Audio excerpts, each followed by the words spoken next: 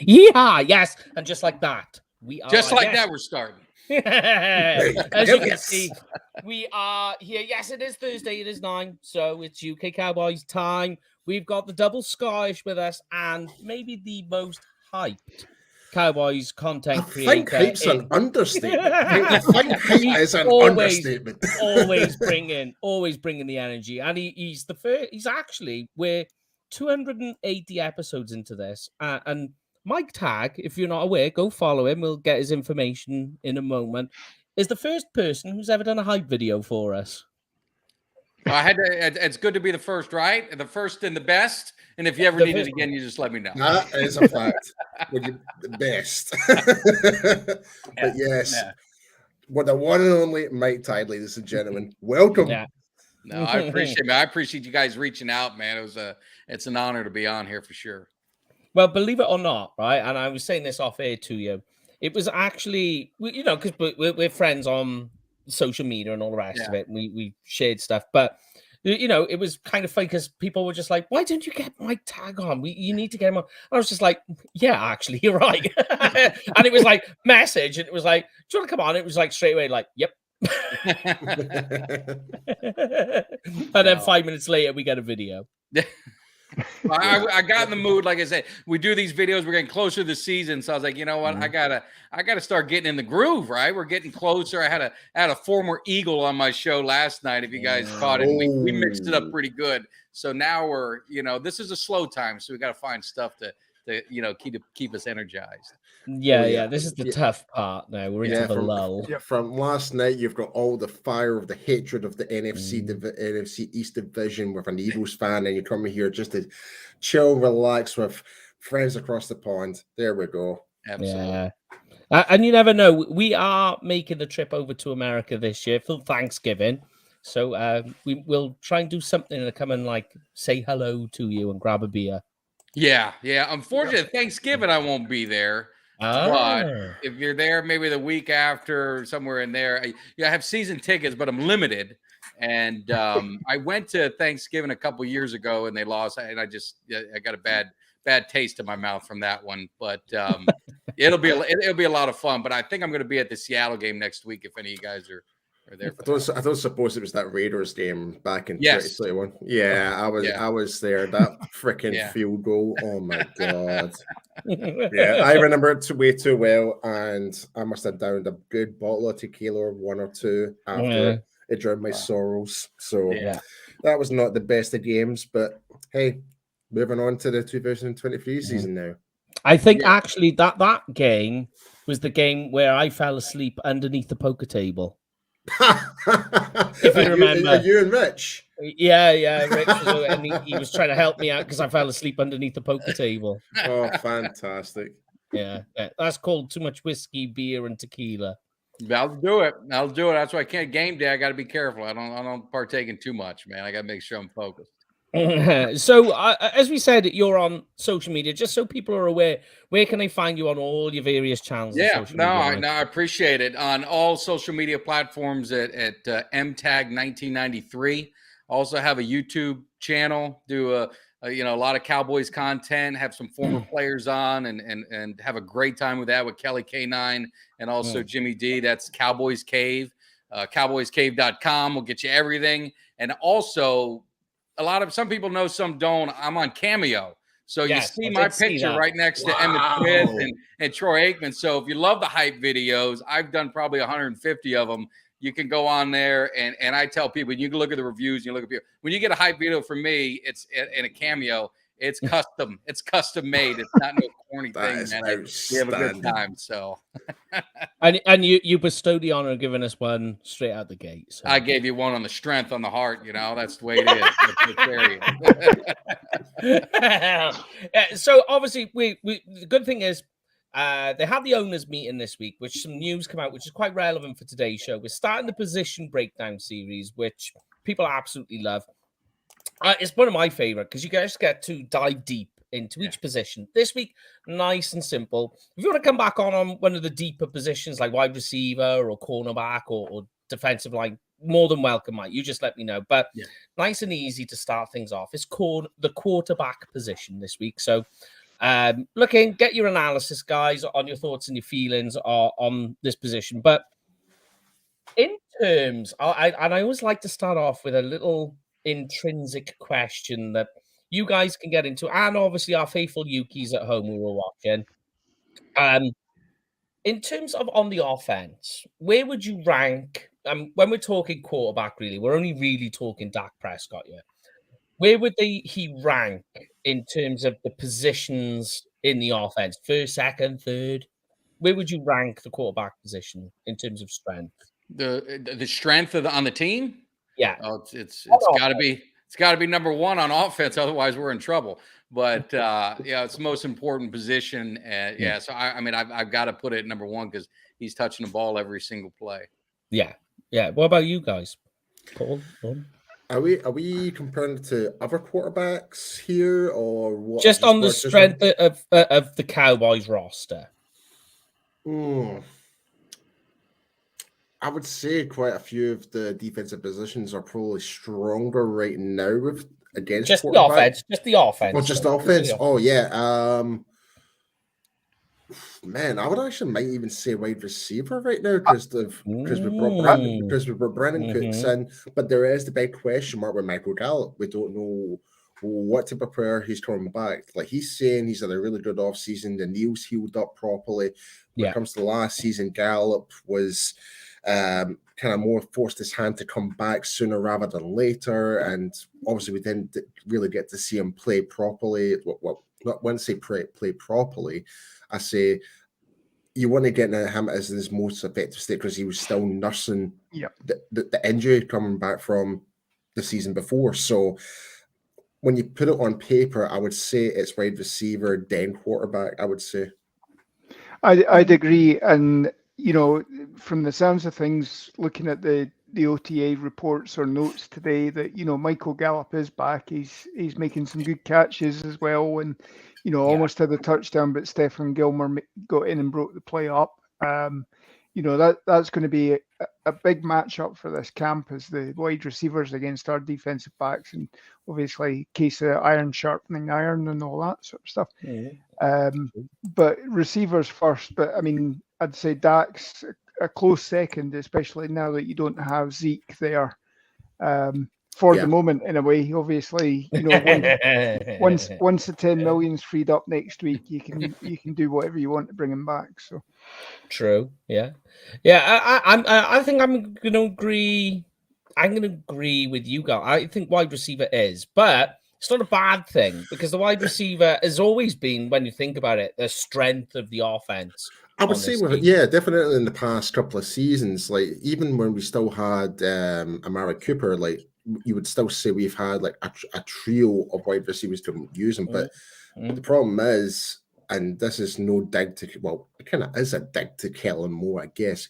Didn't utilize Amari Cooper to his potential, his actual what Amari Cooper can do. But because we now have got a different type of wide receiver in Brandon Cooks, speedster, going for this West Coast offense, we're going forward with under Mike McCarthy. It's going to be a big question mark and see how we're going to go forward with this for sure. Yeah. So it's a nice segue where we can get straight in and talk about Dak. So I think the big issue for everybody is like when you think Dak rookie year, moving forward and moving on, everybody was very, very happy with Dak. Not just performance, but also the money. I think what's happened now is now that he's this big earner for the Cowboys, it's kind of changed people's perspective. Those glasses that they were wearing for him have tinted slightly. Do you guys pay much attention to the cap costs in terms of what he should be producing? Because once you make this sort of money, which he's making big bucks. Yeah. Does that mean now we've got to change our perspective on him and what our expectations are? No, my opinion is the cap's a fake thing. It's been proven. Quarterbacks are going to be the highest paid. It's next man up. That's why you see these guys getting paid. Me personally, I've never cared what these guys make. I didn't care what Zeke made. They earn every penny they get. And so I don't get caught up in the numbers. The fans, the NFL it's very interesting to me because it's the only sport to me where the fans take the sides of the owners. Yeah. You know what I mean? At the work of it, it's always weird. These billionaires and these guys that get all this money and they're charging outrageous for this and that. It always comes back to the players. The players are getting what the owners are offering. I mean, it's just like anyone's job. You're going to try and maximize your income. So I've never really worried about it. But if they got to make tough decisions like they did with Zeke, I mean, that's a business decision that they got to make. Of course. Yeah, absolutely. That's just my opinion on it. Yeah, it's a good point because when you compare it to basketball, you would expect maybe LeBron James should win it every single year because he is like one of the highest paid. Like he's won it every year. The higher expectation with him, it's just not always the case. Yeah. And I mean, one of the things you got to think of as well is these guys who have a limited career, much more than any other sport. I mean, baseball, you got guys that are still playing well into their 40s, all that sort of stuff. There's a guy in baseball that's still getting $2 million a year until I think it's 2031, and he's been retired 15 years or something. So, these guys can only make the money while they're actually playing. So, it does force the fans to take a look at things. And obviously when Dak got that contract, because he held the whole holding out or betting on himself and taking those franchise tag years and all that sort of stuff, and then getting the 40 million. If we'd managed to get the deal done when he was talking 25 million, that's the issue. Be no argument. That was the owner. The owner made the decision. The owners made that decision, and they bet on that and lost. Big time. And the reason, and even still, like when you really do think about it, like we got a really big major discount with Dak Prescott in his first 4 seasons. Exactly. Let's be honest. Like he was on the lowest end of starting quarterbacks. Fourth round draft pick. He was literally like buttons compared to like Baker Mayfield, etc. All those other guys that were drafted in the first and second round. Even his contract was even less than Jalen Hurts in his rookie contract. So when you put that in perspective, it's like the way I'm seeing it, that's kind of like he's getting the money that he's kind of owed from previous seasons. I know it doesn't sound justifiable because we haven't won anything, but the way how Dak played in his first 4 seasons, he was a top tier quarterback, and he still is. He's still top 10 easily. Yeah. And put it this way, because of the way inflation works with like the cap and the way it all works, when they drafted Mike White was earning more than Dak. Yeah, no one talks about that. And they had the opportunity, like Seattle did, and some of these other teams, to maximize that. Philly, you can give Philly some credit for what they did on rookie contracts and later, and Dallas didn't do that, and they could have went all in with it. They didn't, and then you got to pay them. But like I said, you see what all these other teams can do. The cap is a credit card. It's fake. I don't really hold. If Dallas wants to get a guy, they can get him. Just the other teams have proven it. Because when you look at the Rams, they went all in that 1 year. They brought Stafford in, Von Miller. They brought in other players as well, Jalen Ramsey, and they did get the Super Bowl. But now, when you look at that now, it's now falling apart. These players are like struggling to keep them there because it has damaged them in a way. But I think there's going to have to be a time where screw it, we're just going to go all in, pretty much. They almost kind of have, though, when you think about it this year. With I'm not saying completely, not to that extreme, but when you think they have made off-season moves, which usually is, is definitely out of character for the Cowboys front office. When you think they go out and get a top-end wide receiver, a top-end cornerback. Consistent wide receiver at that as well. Yeah. He's one of the very top-end wide receiver twos, in my opinion. Absolutely. You get Stephon Gilmore, who's he's defensive player of the year 1 year, and all right, he's on his way down. He's long in the tooth, but still one of the best corners in the NFL. I even think you look at the left guard situation people keep talking about and worrying about, which is something we'll talk about later on. Nobody's talking about Adoga, and it's like you realize he's not a bad left guard. He's just been unfortunate with injuries and a few other things that have happened on the roster he's been on. And like, they've made some interesting moves, and these moves as well directly affect Dak as well when you think about it. Yeah, and the team's better than last year, I'd say. Yeah, 100%. Yeah. You look at the Jets' offensive lineman that's recently been saying about the injuries. He's picked Mekhi Becton, isn't it? So that's right. He's saying that obviously the Jets put him in the position to injure himself. When there was concerns in practice and things like that, that he should really have had a week off or whatever. And there's the exact same. Edoga was exactly the same as well. There was an injury that he had. His playing time's been limited because of the way he was being played.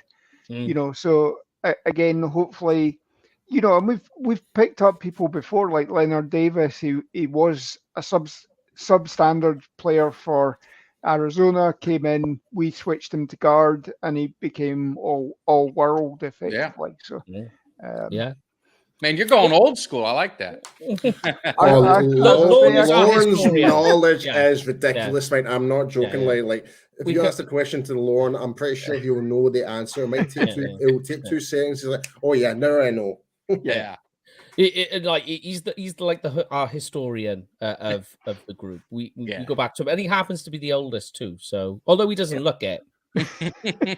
I'm definitely more looking like the oldest this day every day goes past. This is why I wear a hat on every show, so it makes me look younger. It's it's funny. Lauren might appreciate it. So when I was in high school, when Dallas won their first Super Bowl, I was probably junior, senior year. So my whole school years, from grade school to middle school, the Cowboys were terrible. Most all those years. So when they got good, I was the only Cowboys fan in the school. I went to school in South Florida. So I was the only Cowboys fan. And then all these guys, all of a sudden, you start wearing the Cowboy stuff, right? Their win used to piss me off. So I would get up in, I'd get up in the grill. I'd be like, all right, you're a fan of the team, right? Yeah. Oh, yeah, I'm a fan. I said, when was the last time they went to the playoffs? Forget these 90s. When's the last time they went in the playoffs?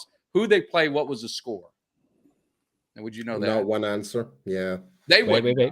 They wouldn't know. Rams 1985. Yeah.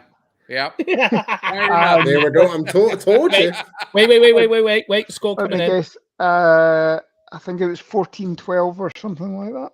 We got a beating. Yeah. Eric Dickerson set the playoff rushing record against our defense. Oh God, yeah. Yeah, it was like 20-0, I believe it was, if my memory's still good.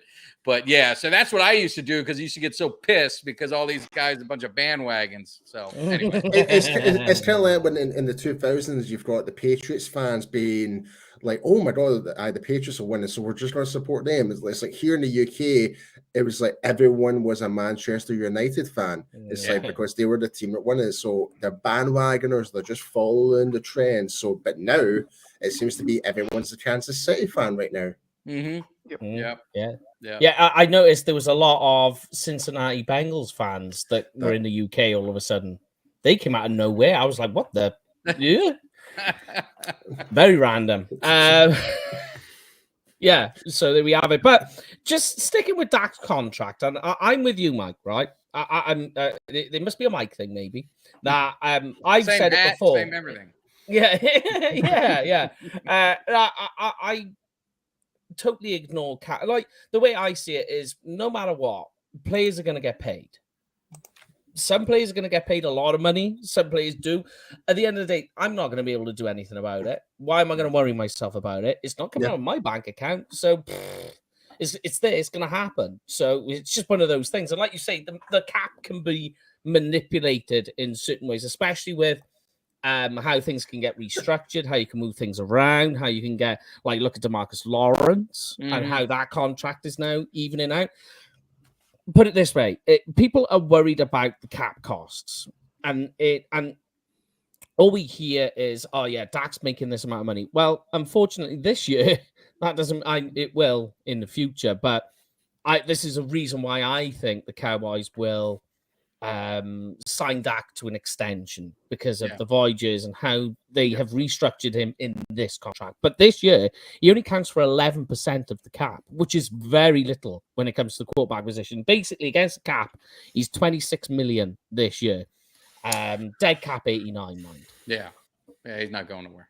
Yeah, there's no way you're going to cut him in this season for sure. It'd just be absolutely damaging to what we're going to do in the future. So, but yeah, I totally agree with you, Mike. Like, I think there's the discussions with Dak and his agent, which kind of dwells on because the agent last time really fleeced us last time, like pretty much. But yeah, it should be a more smoother transaction this time around, I reckon. Yeah. I mean, so right, let's go through it, right, guys.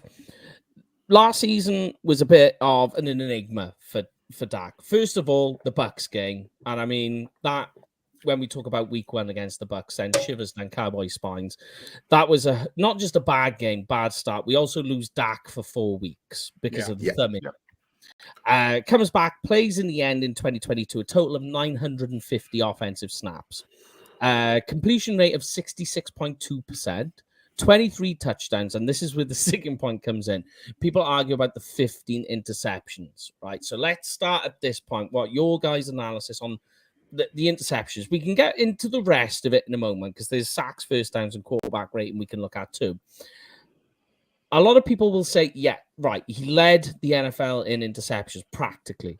And that was only on, as mentioned, because he's missed 4 games of the season. So it was on a reduced season.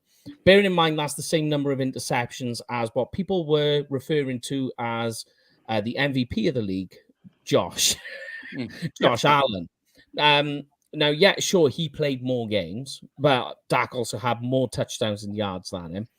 But let's stick with the interceptions right now. How do you guys feel his interception rate was, and do we think it's going to regress back to the mean?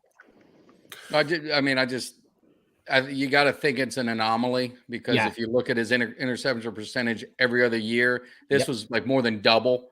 So, I mean, you got to give him the benefit. Me personally, I shouldn't say we. I got to give him the benefit of the doubt. And I think a lot of it, he's got to own it. Now, I'm not going to run the excuses and say some receivers. I was at the Jaguar game. I mean, I saw it with my own eyes at Noah Brown. So, I mean, there's been times like that, but that happens with every quarterback. So I think maybe with the Cowboys this past season, maybe it happened a little more than normal, but he definitely turned the ball over a lot more than I ever remember him doing. And I even went back and looked at his interception percentage, and it was more than double of any other year, except I think maybe his second year was like 2.7%, and this was 3.8. Everything else has been under 2.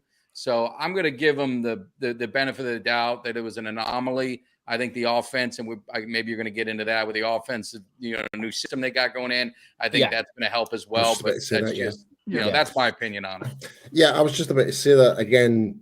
Kind of going back to we just don't know if the system under Kellen Moore just did not complement Dak. He was just not getting that type of style of offense. Even though one season before, even before the late break, he was on for a projected record for beating the all-time passing yards before the late break against the Giants. So it's it's a big question mark. I really do think how's that gonna fit going into this season, going ahead under this new style of offense that we're going to be going forward with. So it's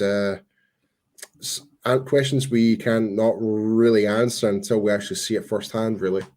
Yeah. I think one of the things, obviously, that what Kellen Moore's been much maligned about is the number of curl routes, stop and goes, all that sort of stuff that allows the defensive backs to jump on the ball. And then Dak is subsequently having to hit tight window throws.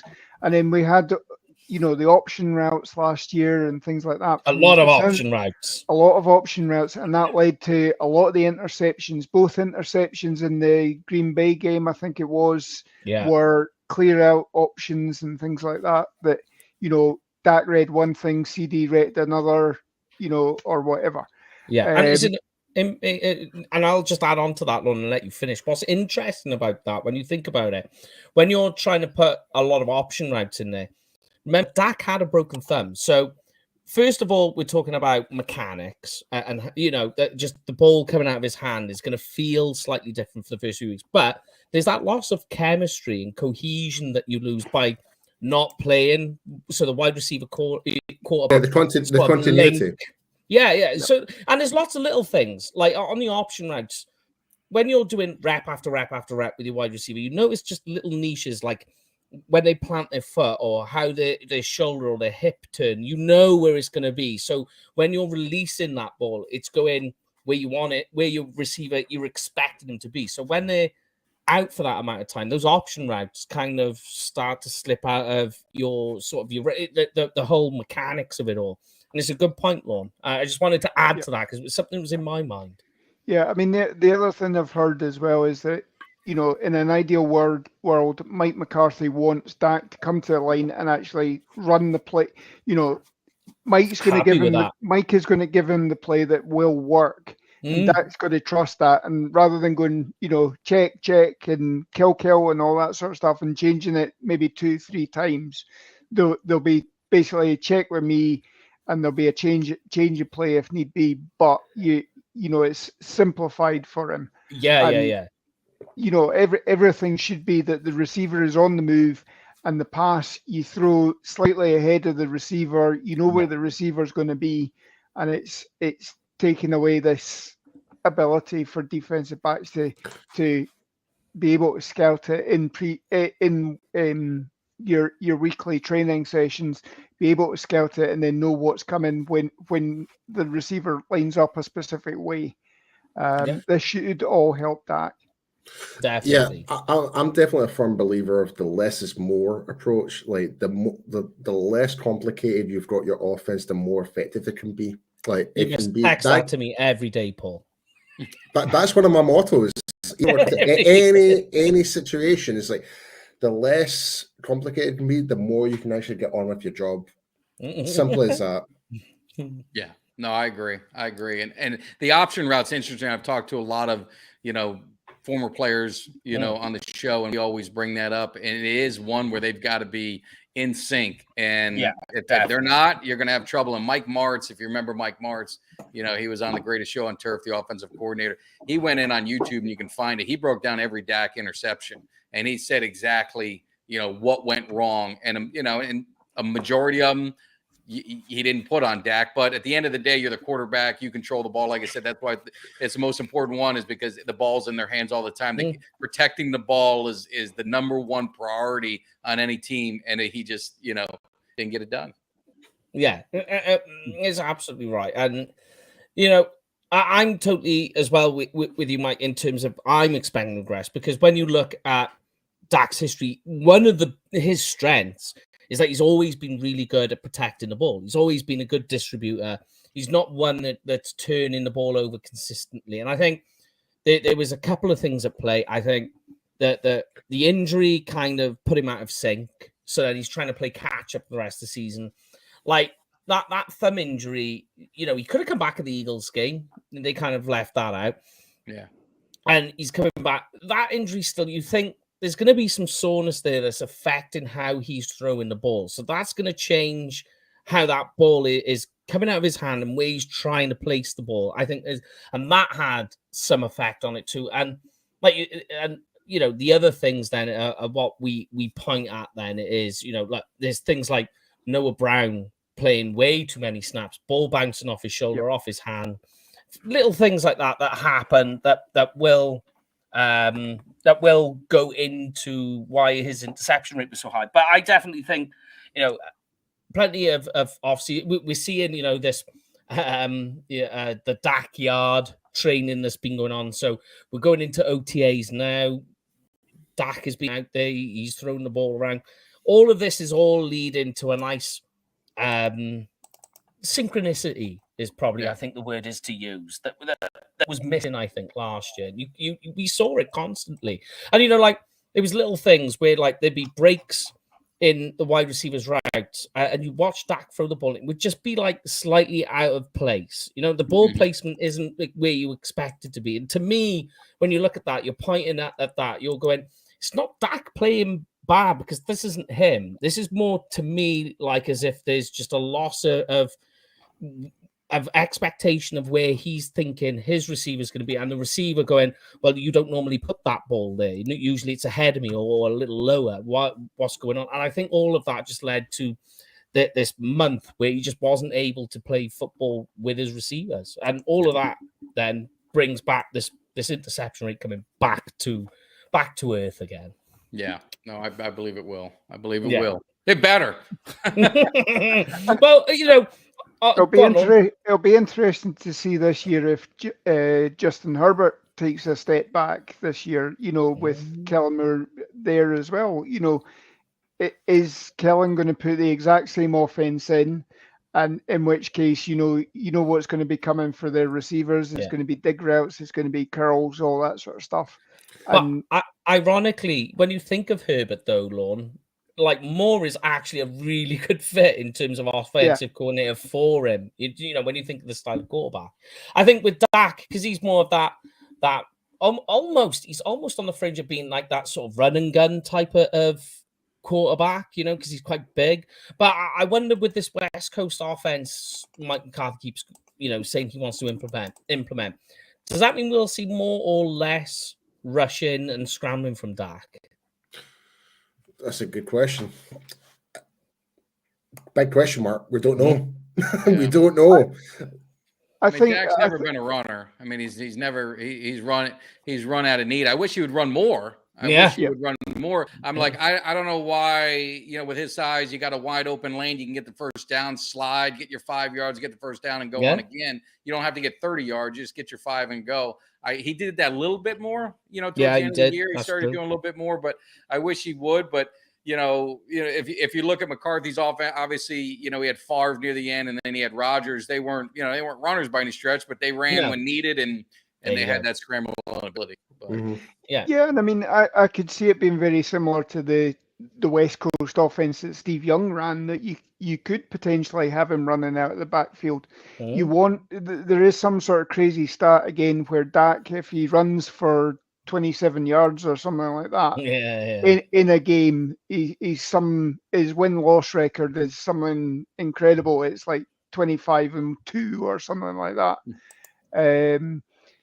So from that point of view, I think you can use them, and that'll be something that they will want to do, because again, you at the moment you've lost Zeke, you don't have that power back, so having this option plays and all that sort of stuff that we talk about with Philadelphia, that'll be something that surely they'll want to bring in. And you saw with Green Bay last year when we were playing Green Bay that they were pitching out to Aaron Rodgers. Aaron Rodgers. They were pitching out to Adam Jones. Yeah. So that things like that. Anything that gets the defense on the back foot and reckons that the quarterback can run with the ball, then you're going to boost him. Yeah, because I mean, like you say, there is that crazy stat, but like when you think about what it does to a defense, it's like we're not talking, Lamar Jackson yards with Dak here. I'm thinking 30 yards, 3 extra first downs with his feet is just enough to now all of a sudden you've got to stretch your defense out. It's frustrating to a defense. You're getting those frustrating yards where they think they got it, and then they get another 4 downs. Yeah. So I agree with you. That's what I'd love to see more of from him. And it gets in a linebacker's head, which is really, when you think the West Coast offense, by doing that, getting into a linebacker's head now, all of a sudden, you've got to have to change your options. You need to pull in an extra safety now all of a sudden. So now what? Right. Okay. There we are then. Let's get Pollard on the move. Let's get Hunter Lipke running some down their throat, Oh, that's going to be tasty. Yeah. All right. But yes, what's our expectations then, guys, for Dak Prescott this year? Let's go with yards, touchdowns, interceptions, and what that'll equate to on the season for Dak. I mean, I can start you guys off. I'm thinking he gets close to 30 touchdowns passing. I think you're going to throw in a couple of sneaky, as we were just talking about, a couple of sneaky rushing touchdowns. Like those sort of like those 3 and goal on the 3-yard line and goal situations. Yep. Dak sneaks it, down the middle or outside on the edge. A couple of those. interceptions, I think, are going to be way down. Like, I'm talking, you talked about the half, the half stat, Mike. I'm going with that, where I'm thinking like 6 or 7 interceptions on the year at most, as long as his wide receivers are on point, which I think they will be. But that's my prediction. And in terms of, like, say, quarterback rating, he's a top 5 quarterback, is what I'm going to go. Like a high 90s, close to 100 quarterback rating on the season. That's fair. I'll go 4,200 yards, about 32 touchdowns, and I'll go. I'll say 8 interceptions. I think he will get them under control. And like you say, I think there'll be 3 or 4 rushing touchdowns as well. Amazingly, half of Dak's rushing touchdowns seem to come from an empty backfield, and I'm sitting there going, "That's going to be a quarterback draw," and sure enough, from 5 yards out, it's a quarterback draw, and we score. And defense, he's trotting it in.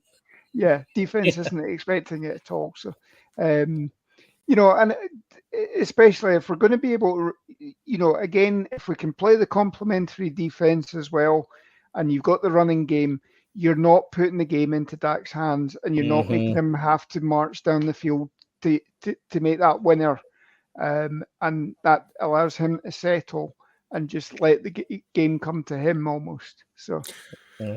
Yeah, for me, I think it's going to be in the bracket of 4,000 and 4,500 yards. I don't know where in between that, but touchdown-wise, I'm going to say between 28 and 32. Like, I don't really have a specific number in my mind, but I've got an idea of range. It's okay, Paul. It's okay. Just don't sweat it. But interceptions-wise, I think he's still going to...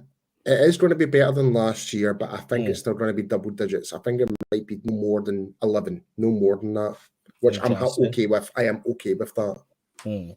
Yeah.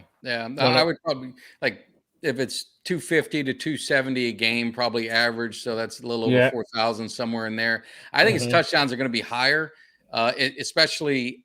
I'm not, like, when you get inside the 5-yard line, I don't know if I'm not sold on the power running to get those tough yards yet. Maybe I'm wrong. I'm not a huge fan of Jones. So I think you might see more Dak getting those rushing touchdowns. Or utilizing his tight ends in the inside the red zone. So, he probably might have plus 35 touchdowns and add some rushing touchdowns in there.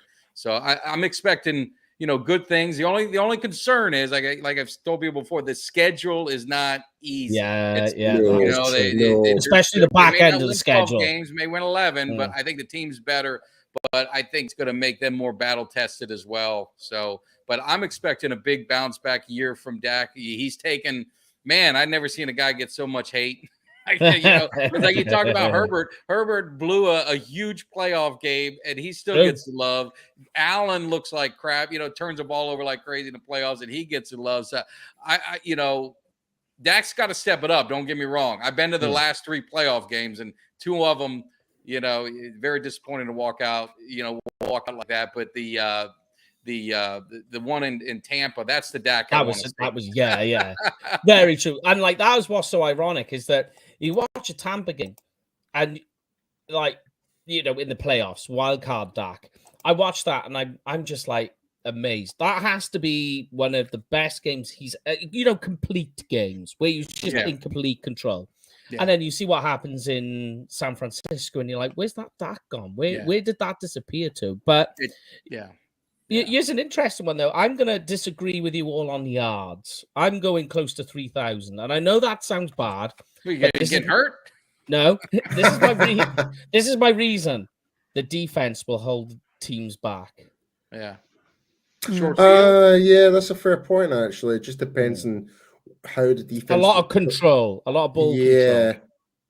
Because if the defense manages to put us in a really good position, that does lower down the yardage for the likes of Dak. You don't need to throw it as much. Yeah, don't need to throw as much. That's a fair point, Mike. I never thought about that. Yeah, that was just something I was thinking about, but I did spring that one on you guys, so don't sweat it too much. Well, okay then. Anything above 3,000, then there we go. Yeah. So Paul's anywhere between 0 and 4,500 as long as all depends on the defense. As long as we win, I don't care. Yeah. All right, but let's talk about quarterback 2. If everyone's in agreement with quarterback 2 is number 10, who was kind of like a little bit of a love child from last season, and a big reason the Cowboys actually made it to the playoffs is Cooper Rush. Now, believe it or not, I had to go back and check because Cooper Rush obviously on the practice squad, left the Cowboys, came back, was on the practice squad, then he's the active. All right, he's actually been in the NFL for 6 years. Yeah. It's crazy. Well, where's that time gone? Yeah, I mean, he came on the roster the year after Dak was drafted, and undrafted free agent as well, and Correct. made a name in camp. Effectively pushed Kellen Moore off the roster as well. So, he did. Then fell out of favor obviously with the new coaching staff. Didn't have the sponsor that you always talk about. You need to have a sponsor within the coach to vouch for you. And then, got given another chance when Dak went down and you were scrambling to try and find quarterbacks in the league, came back, played fairly well. And then obviously the last 6 games, he's 5-1 as a starter, and he's almost, it's because of that he got the 2-year deal here. It wasn't another 1-year prove it deal. He didn't go jumping ship to San Diego, Los Angeles Chargers. I know. Yeah, it was thanks to a weather anomalies in Dallas, but there we go. Don't forget, Cooper Rush the year before actually helped us beat Minnesota when everyone wrote the Cowboys off in that game, and Cooper Rush actually proved everybody wrong. It's just like, hey, listen, I'm just gonna do my thing, and he did. Yep. Yeah. He's a good backup. He's a good backup, and that's what you need. I mean, just as long as people don't get too crazy, want him to be the starter. I know the backup's the biggest favorite, the biggest fan favorite of the team through the fans. But... Unless you're Kyle Orton, unless you're that. Yeah. I mean, let's go through it then, right? And so he starts from week 2, goes on a big win spree that really boosted the Cowboys in the AFCs because we were clipping behind the Giants and Eagles' heels. We can say thanks to his efforts, but we'll try and establish that because let's just look at his performance over that, right? His completion percentage is 57%, right? 1,000 yards over the 4 games he played, 5 touchdowns to 3 interceptions, and a quarterback rating of 80. He only actually got in those games 52 first downs. Yeah, and he got worse every game. If my memory is right, he got worse every game. Teams started to figure it out, but he managed it. But I think what happened too is the defense. There you go. Because Dak came out. That's when they were lights out, and they were just, I can't remember all the games, but they were annihilating teams, and it was just all defensive effort, and they stepped it up. So I think that sometimes plays a role in the mindset of the team. When your leader goes down, it's like everyone else has got to say, man, I got to step up. And you hope they always keep that mindset even when he's in. But I mean, the defense played fine all year, but I'm just saying is they really elevated it when he got hurt for sure. Yeah, because I think what's ironic with what you're saying there is what I find ironic is I actually believe when you go back and look at it, that the Dak injury affected Micah Parsons. And when Micah Parsons was blowing at the end of the season, I think was because he tried to do so much for this team during that time where Dak was gone. Yeah, it could be. Yeah, I completely agree. I mean, obviously that goes down week 1. Micah Parsons skips out on, was it first take? He'd been signed to do that thing. Nothing wrong with that. I agree with him. No. Gets ripped for that, but he says, obviously, my quarterback's gone down. I want to focus on getting the defense ready. You go and play Cincinnati that were having difficulty with their offensive line. you rack up, I think it was something like 7 sacks for the defense that day or something like that. The defense plays lights out. But, there were a number of occasions where you saw Micah Parsons limping, groin strains, that sort of thing. And you're like, oh, God, are we going to end up losing him for the season as well? The fact that he made it for all 17 games plus the playoffs as well, is a testament to his will to succeed as well. So, well, we talked about it, Lorne. I think, was it the Rams game where Micah Parsons played 63 out of a possible 67 defensive snaps? Yeah. That's ridiculous. Ridiculous. It's just crazy, like, didn't interrupt you. Carry on, mate. No. That was me. Oh, yeah. I mean, a lot of it is kind of like we've heard coaches say it to quarterbacks in the past, is that they just were asking Cooper Rush. They were just saying, just don't lose the game. Just manage the game. Do not lose the game. And basically, that is what he did. There isn't really a single game you can point to and go, oh, there we go. Cooper Rush, thank God. If we didn't have him, we would have lost that game. Yeah. Or not so much we would have lost it. He won us that game. A lot of it was just like people going, well, okay, he surprised us. He did exactly. Because like a lot of his throws, you watch it, the mechanics are squiffy. You look at the decision making sometimes and you're like, really? You were trying to squeeze that in there? Yeah. And when you look as well at Dak and Cooper Rush in terms of what they are as a quarterback, they're very, very different. Yeah. I know we'll talk about Will Green in a moment. He's more likened to Dak as what Cooper Rush is. So there's a lot of changes that they had to make with the offense. And I wonder, like you said, Mike, towards the end, they were starting to figure out that because they had to change what the offense was so much with Cooper Rush, I think the teams like Cincinnati and the Rams, although they were going through struggles on their roster because of health and all the rest of it, I think as well the changes that they had to make on the offense kind of put teams on the back foot, like, oh, they're doing this now. And also, we talked about the connection issue that Dak had with his wide receivers. He was playing with Noah Brown, who's a backup wide receiver down the chart, who obviously would have taken reps in practice with Cooper Rush. And this kind of goes back to my point as well. It's like, did we really rush back Michael Gallup back in sooner rather than later? Because definitely. All we had was pretty much Noah Brown at one point. So, I think so.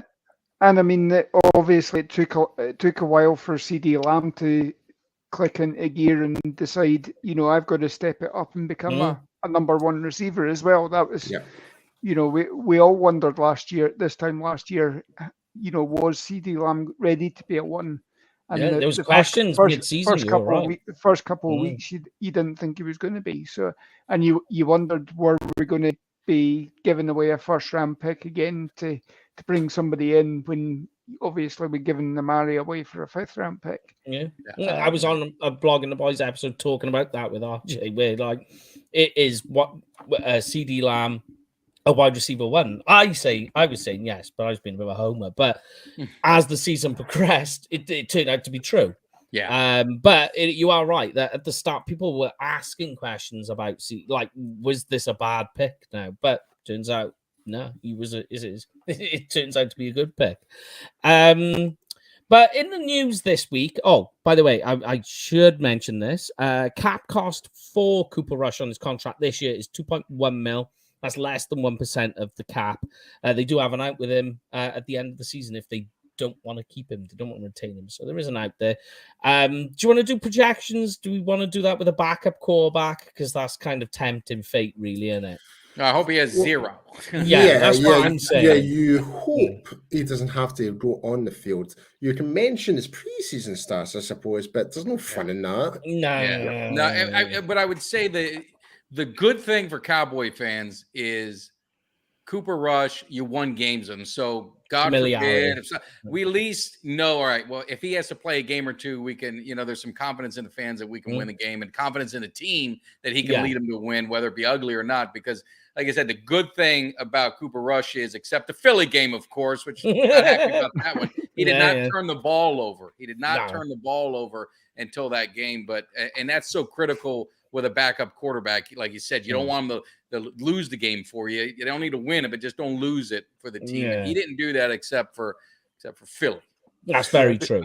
I did want to mention this as well, though, like, because obviously with the West Coast offense, right, would this actually be more complimentary to Cooper Rush as well, even as him as a backup as well?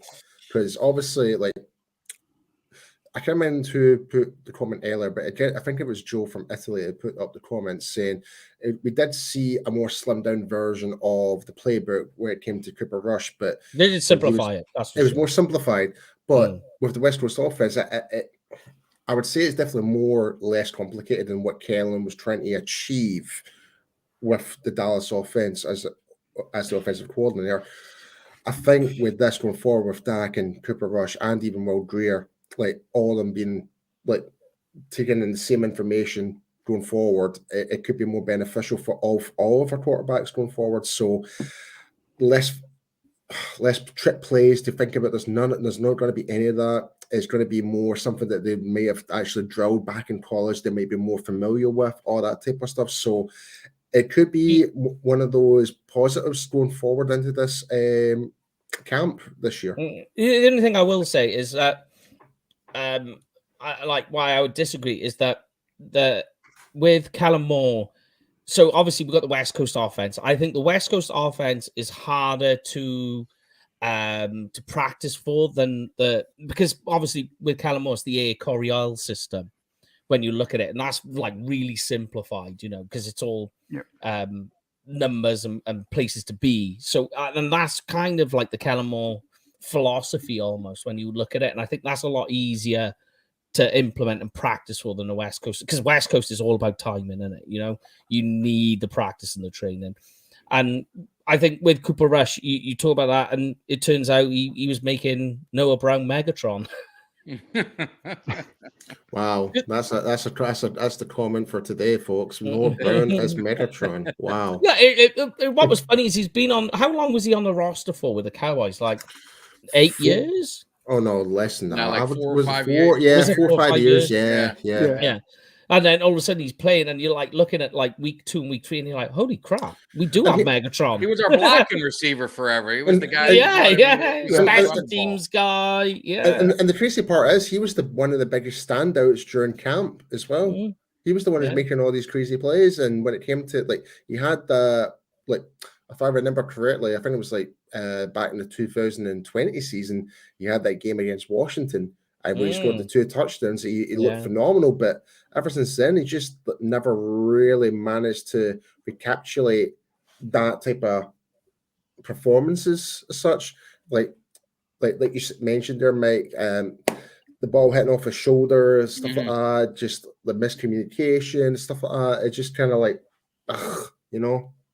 It's like, when do you think of the Jags game? Is the one where we're talking about I don't want to talk about that one. But also, I think one of the things we can talk about the ball bouncing out of the hand, but also the other factor that you can stop and you can think about as like a sort of double-edged sword is like, well, why were you throwing to Noah Brown to begin with when you've got CeeDee Lamb who's playing like a top 5 wide receiver? Why are we doing that to begin with? Yeah, and I was at the game. And I drove there, had to drive back 4 hours. And I'm just telling you, the game was over when Trevor Lawrence fumbled the ball. How the hell did they get the ball back? And that's where I blame the coordinator. That's where I blame the offensive coordinator. Should have never been in that situation to begin with. So I'm still puzzled at how that game turned out. I mean, we're killing them at halftime. It's just, but that's where I say, going back to Kellen Moore, not to jump back, but that's what was so frustrating with him as a coordinator, because you'd get these games like a Tampa in the playoffs where everything is going well. And then you get these other games, like, what the hell do you call? And then you had, 5 wide empty set in San Francisco inside the red zone. I mean, so for it seemed to be the problem is when things were working, if one play was working, then we had the good momentum. But if one of those plays were to fall on its backside and that gets sacked, or Zeke was forced beyond it before the line of scrimmage, then we had nothing, literally had nothing, and we were struggling to even move the ball, and we had to rely on the defense, and that was probably the most frustrating part. When things worked, we were unstoppable, but when just seemed to be no plan adjustments. B. No adjustments. Exactly, mate. Exactly.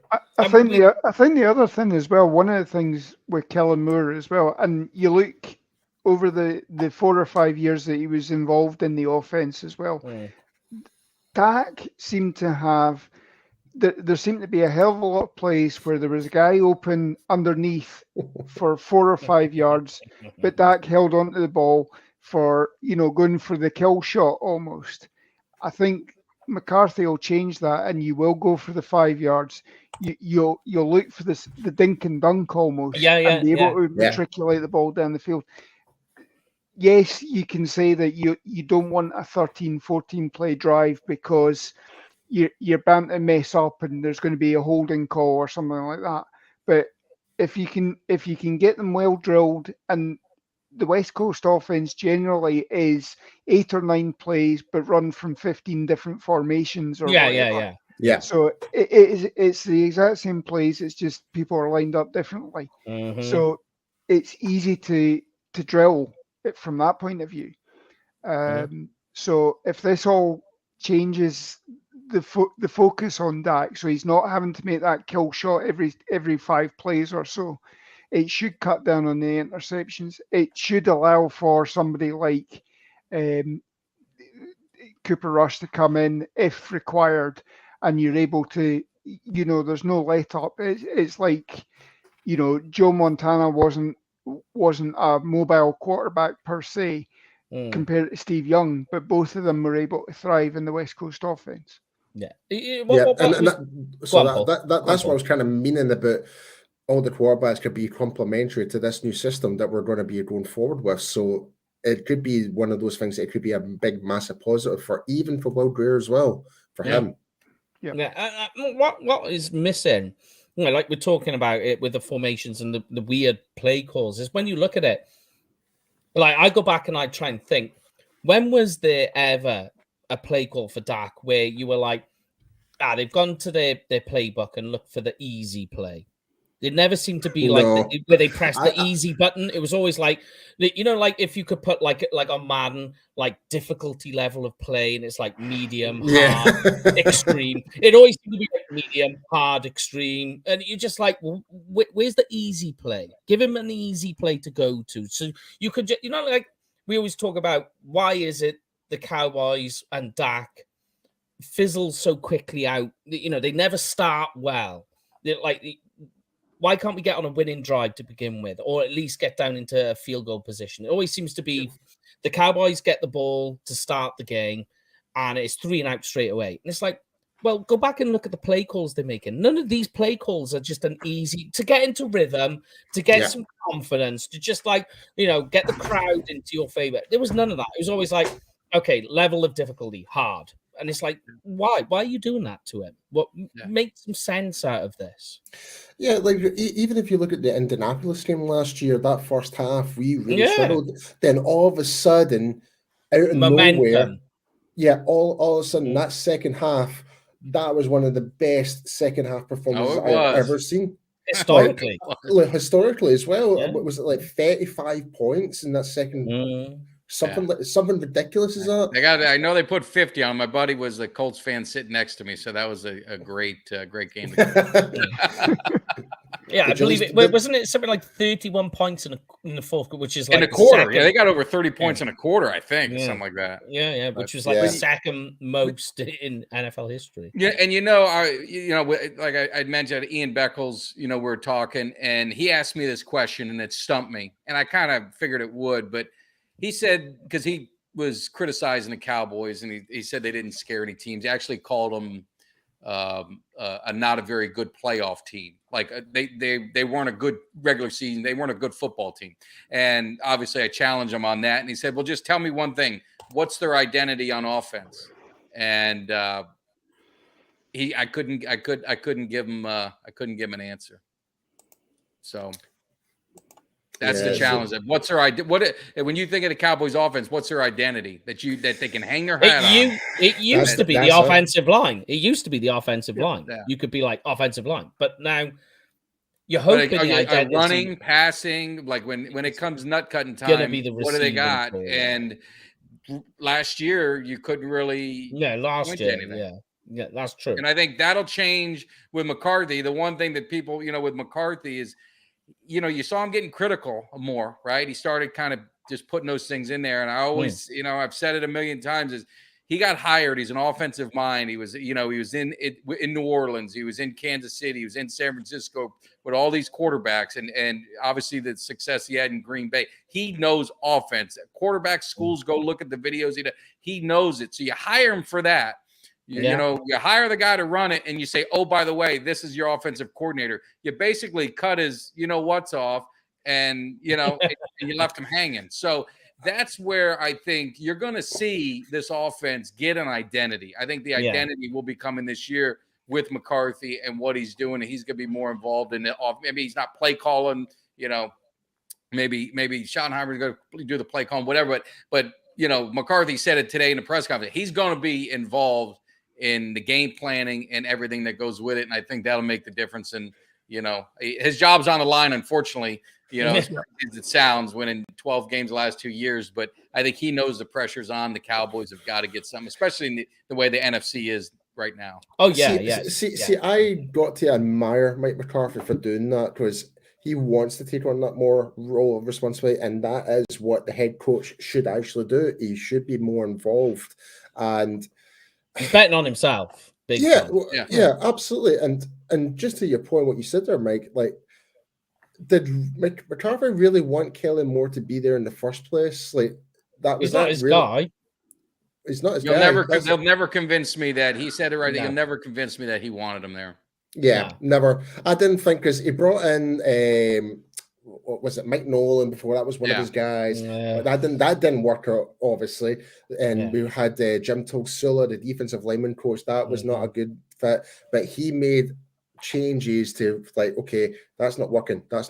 Change it up. We brought Aiden Durdee in. We brought Dan Quinn in. Dan Quinn is a huge move. Oh, yeah. So, and remember, with McCarthy, when he got hired, that was COVID, right? So that was that year. Yeah. There was no way to implement anything. So, maybe he felt like his back was against the wall. You can't really implement an offense that, you know what I mean? Yeah. And without any of the practice, everything was virtual. So I don't know, but I just find it hard to believe that he would not want to be heavily involved in the offense. Especially when you think of how he was in Green Bay. As well. Yeah. But let's look at the last guy on our list then. So this was big news as well this week, that they made a rule change on the quarterback 3 position, which I feel this has actually saved Will Grier's job at Dallas, because he could have probably been on the move after this season. But this is certainly, so obviously there's still some stipulations on how the rules work. So basically, if nobody's kept up to date, quarterback 3 he's on your active roster, but you can have him on your game day roster and not count towards it. And what he is basically there for is you can dress him, he could be on the sideline ready to go. But your quarterback 1 and quarterback 2, basically, it's I can imagine it was the 49ers that asked for this rule. That your quarterback 1 and quarterback 2 have to go down. They have to be ineligible to play due to injury or whatever. And your quarterback 3 then will play. Doesn't count towards your roster. So Will Grier is the quarterback 3 who I bet as soon as he heard this news was smiling ear to ear. So obviously he has 5 years experience in the NFL from West Virginia. We'll talk about how he is as a quarterback in a moment. But obviously no snaps. Which isn't a bad thing. But, he was there dressed as a backup quarterback when Rush was in as the QB1. $1 million on the cap, which is less than 1% on the salary. After that, he's pretty much free to do what he wants. But let's talk about Will Grier, because I'm on the fence with him as a quarterback. I've always said this from the very start. Felt he was a good college quarterback. Can really drop some dimes in there. Like when you go back to West Virginia, watch him play, like those touch passes he was throwing were phenomenal. He does have the legs a bit like Dak and built more similarly to him, but I just feel that a lot of what he was good at in college doesn't translate very well into the NFL, which is obviously why he's behind. But he was clipping it at Cooper Rush's heels last year. He almost got the quarterback 2 job before he got injured. What's your take, Mike, on Will Grier and what he's like as a quarterback? How do you rate him? Yeah, I mean, he started at Florida, and I'm a Miami guy, so I don't like him. Yeah. So he I transferred knew to West that was going to Virginia, happen. put up some yards, and honestly, it got drafted in Carolina. Played a few games there. I thought he was going to beat out Cooper Rush and be the number 2. I think he's more. I think he's got more upside. Like I would say, definitely. If God forbid, I don't even want to say it, but I'm not going to say the name. But if your starting quarterback went down for the year, I would probably go with Grier over Cooper Rush for the long haul. But maybe Cooper Rush is like your little stopgap that you can, for a couple games that he's proven to do. Yeah. But for whatever reason, the potential of Grier, he was highly touted coming out of high school and obviously college. I mean, going to those big schools. I don't know if his potential's someone's been able to pull it all out. Maybe McCarthy can, with the offense and with who is it? Scott Tolzien is a quarterbacks coach that they've got now. So I think he's got a lot of upside. But I mean, the time, the clock's ticking. I mean, 5 years he's in. It's eventually, your time's going to run out if you can't at least be the backup. Yeah. You know, I just mentioned something as well, and I think we've not even mentioned this once yet, is the fact that Scott Tolson is our new quarterback coach. It's like we're no longer having a friend, a buddy who might not will just tell you one of the bits and bobs, but we're actually going to have someone who's going to coach you, an actual coach to coach you quarterback in here. So I think that's going to be a big difference for everybody as well. Yeah, and like a coach can be more honest than a friend. Like a mate. Like you sometimes you put on a bit of weight and you ask your mate, you're like, "Have I put on weight?" Nah, you look good. Like sometimes you don't need that. You need somebody. Maybe a bit of an extreme example, but I know what you're getting at. Yeah. Where like if you're more friends with these people than you are a coach, you're not as harsh. Like you're not going to go and video review of bad plays and bad reads and say, I'm pointing at it. That was terrible. Why did you not make that decision? Why did you not throw it to Lamb? Why did you not throw it to Schultz or something like that? It's like it's kind of almost a sugar coating of not. God, what's the word? You don't want to be. What's the word? Like a drill instructor. Yeah, in a way, like you don't want to break someone's feelings. That's what I'm trying to say. We'd be cognizant, Paul. Yeah. Yeah, I mean, the one thing I'd say is Will Grier shouldn't be resting on his laurels. So, I mean, obviously, we had him tagged for Cooper Rush and then he went down in off season and all that. But he shouldn't be saying that this new role means that he's going to guarantee himself a place on the 53. That's true. There is no dead money if you cut him and everything like that. No, he's free to go. If he's not performing in those 3 preseason games, then you start looking at who is released, and there'll be a Josh McNown or whatever getting released that you'll take a spin out better. Especially again, we're saying this offense appreciates everybody, and again, he doesn't. He was a guy that Nussmeier had recruited out of high school to go to West Virginia. So again, that was his sponsor last year. Probably the reason why he stayed on the team, and then that guy's gone this year as well. So maybe I'll follow him. Where is he now? I think he's the Jets or somewhere like that. So maybe I'm not sure. Can't remember where he is, but he's certainly not on the team anymore. So I'd still be looking to churn the roster if it doesn't pan out in preseason. Yeah. I mean, so I'm you hope to see for me. With Will Grier, I just want to see him develop just a little bit more, something else, because he's very much closer to what Dak is than Cooper Rush, which means you don't have to change as much to your offense, which is a good thing. And, they've got the legs, similarly built. Dak is more like a linebacker, to be honest with you, but there we go. But, I just think with Will Grier, to have him, especially with this new rule, is very helpful. it's that, I wonder how much this will get tinkered with, mind you. Certainly by certain coaches like Bill Belichick, who love to do things like this. You just wonder how it'll get tinkered with on the field.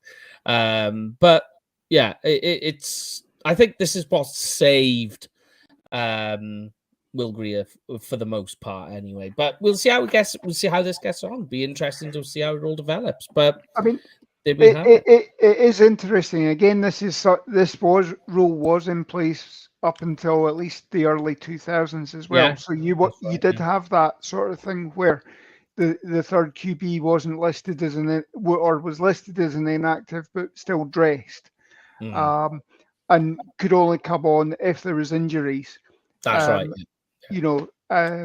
But there will be teams that will try and spin things so that they can swap people around if need be. But it's like that season-long IR with concussions that happen in training camp, just so you can retain the guard. But I mean, equally as well, it's somebody that's taking up space on your 53, and the chances of you needing to use 3 quarterbacks in a game are. It does happen, but if it gets to that point, you're probably in trouble anyway. Yeah, exactly. Yeah. I think this is more like because of what the NFL saw, as well as what happened with the 49ers. They were just like, we got to do something with this, and this is that backup sort of bad luck. It was a bad luck for the playoffs. They're just trying to. Yeah. But there we go, mate. So that is this week's show. That's your 3 quarterbacks for the Dallas Cowboys. We will, no doubt, we'll probably see some more when training camp comes in for camp arms and all the rest of it. So you're going to see a little bit of that going on. But let's hit through this then very quickly, and we'll let Mike get out of here. Hit us with it then, Paul. Yes, guys, if you're planning to go to a Dallas Cowboys game this year, be sure to go and check out cowboysexperience.com for meet and greets, stadium tours, game tickets, tailgating, and much, much more. That's right. And obviously, go and check all our friends, as well as Mike Tagg. We're going to have to put him in this Ring of Honor now. He's going to have to go up here. So we'll put one of these boxes on here for you, Mike, and make sure people follow you. But make sure you go and check out all of these guys. They're all great content creators, analysts, and Dallas Cowboys. And you'll also find the World's Team, which is with Paul and Meg Murray on Blogging the Boys. And you find my articles on there as well. Not just America's team, the World's Team. The World's Team. Yeah. So make sure you go and check both me and Paul on there. And it is with this then, Lorne, and we can finish out. Well, as you saw at the weekend, we dropped the prices on this year's package as well. So if you haven't signed up, that should spur you on. Know whether you can make it work, and obviously get booked up. And obviously, it's with Cowboys Experience. We're all booked up. We're flying out the Tuesday. Paul's staying the following week, but Mike and I, we've found out we're coming back on the same flight as well. So party carries on until we hit Heathrow. So Jamie's going to put a post up at some point over the weekend to make sure people have got the information who have booked with us, because there's a load of people. We've got, just so you know, Mike, as well, we've got people from Ireland, Scotland, England, Wales, Canada, and Germany. Germany have now in. Yeah, that's all. Do you guys all sit together, or is it? We just found out our friends from Big D Deutschland, Germany. One of the guys, Thomas, he's going to be on the same flight as us, coming to Dallas. So it's an international takeover for Thanksgiving. This is why people hate us so much, is because we exactly, my friend, exactly. They hate us because they ain't us, but they're right. Like but just so you can remind everyone, Mike, before we get out here and for the audio on the podcast, where can they follow you, your work, and everything that you do? Yeah, easiest thing is you can go to cowboyscave.com, cowboyscave.com. Also on YouTube, Cowboys Cave. Do a podcast, do a lot of interviews, do a lot of Cowboys content, interview former players at Barry Switzer, Dave Campo, a lot of legends in the 70s. Got some more coming up. So definitely, show me some love. We got some hype coming because we're going to be bringing this. You can see them on all social media platforms. But awesome being on here, man. I've been pumped all week when you invited me. Awesome. Really, Lebarsky? Really? Yeah, they hate us because they hate us. Great film. But yeah, no, it's been a pleasure. I will speak to you. So if you want to come back on one of these or in the regular season as well, more than welcome. Yeah, anytime, man. I love doing that. I love talking Cowboys, and I can't get enough of it. My kids are getting older, so now this is why I started doing this stuff.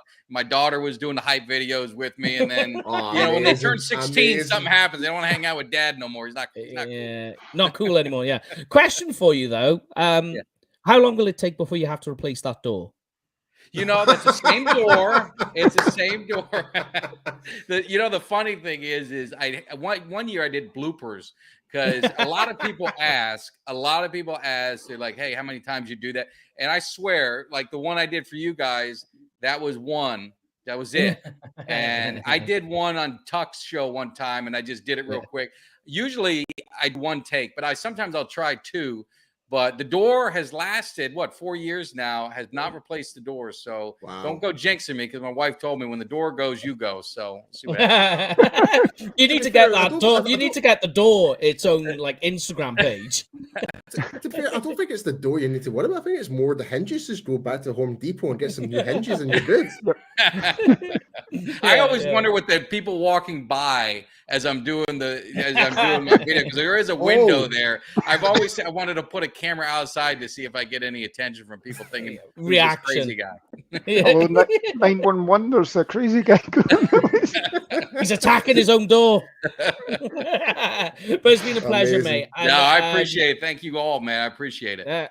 When it's all up and what have you, I'll send you some information so you can see where it's all being distributed and all the rest of it. And we'll get you on again, like I say. But as we do every week, make sure, guys, you have a lovely, safe weekend. Take care of yourselves. And these guys, everyone else, always has the last word. And I keep my mouth shut here. So take it away, Lorne. And you guys can all have the last word. Yeah, have a great week, guys. Catch you next week. And we'll be talking running backs, I think. Sorry there, I almost interrupted you. But yeah, as usual for me, Dallas forever, Philly for never.